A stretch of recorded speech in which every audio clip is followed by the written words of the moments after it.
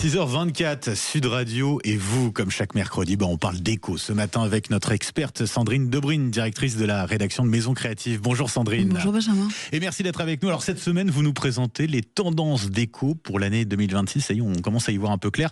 Celles en l'occurrence qui ont été dévoilées, ces tendances dans le rapport de Pinterest Predicts. Exactement. Ouais. Chaque année, ce sont des milliards de recherches pour anticiper les tendances à venir. Alors pour 2026, le message il est assez clair. On tourne la page du minimalisme. La déco sera une déco qui va rassurer autant qu'elle va surprendre. Elle devient une expression surtout émotionnelle également. Alors, on va développer, 7 grandes tendances. Allez, la première, on commence, c'est quoi ? On descend vers l'âge de glace.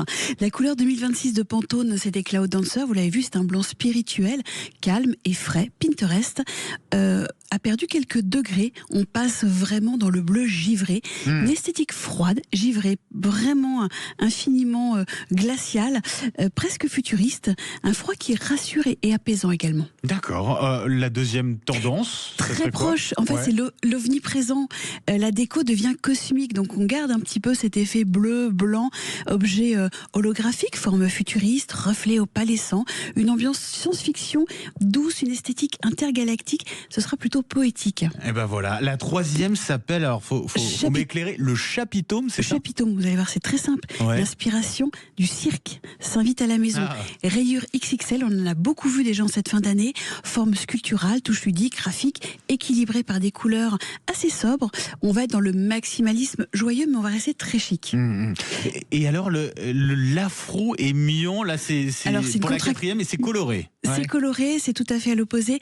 On est une contraction entre l'afro et le bohème, vraiment un style africain. L'esprit bohème, fusion des cultures, artisanat, matière naturelle, textile nigérian, motifs berbères, surtout fibres naturelles qui reviennent. Un style donc plutôt chaleureux, très incarné, loin d'une standardisée. Et pour info, commence aujourd'hui, je vous le disais tout à l'heure, la grande expo de Michael et Thomas. Donc vraiment, on est dans ce collage afro très joli, mais très raffiné. Ouais. Et puis alors, il y a aussi, expliquez-nous ce terme, j'en parlais tout à l'heure, la néo-déco, ça consiste en quoi ça ? C'est tout simple en fait, c'est le grand retour de l'art déco version 2026, dessert ancienne, banquette en cuir, salle de bain marbre rouge, du laiton, du chrome, des arches, des chevrons, bref, c'est le glamour un petit peu audacieux, assumé après vraiment des années de minimaliste. Et dans un tout autre registre, les jeunes ne se limitent plus à l'écriture. Figurez-vous qu'ils embellissent un petit peu des courriers, des enveloppes. Ce sont les plus jeunes, évidemment. On appelle ça la tendance du club courrier. On remet un petit peu le goût du papier, du fait main.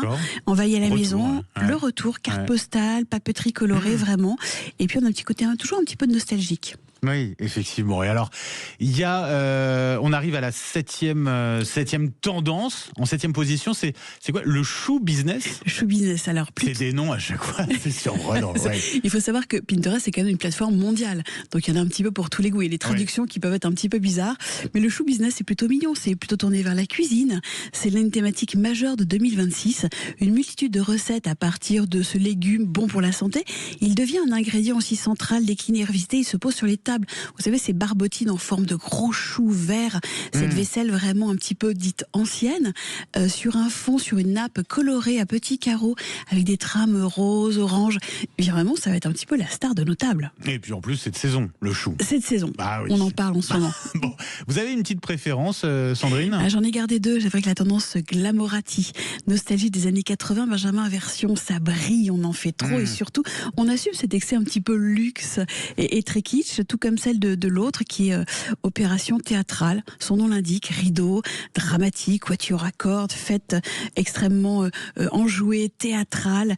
Vraiment ce côté jeu de drapé, l'opéra revient sur le devant de la scène avec de nombreux accessoires, mais toujours vintage. Alors c'est vrai que ce que racontent ces tendances 2026, j'ai envie de vous dire, c'est une chose simple.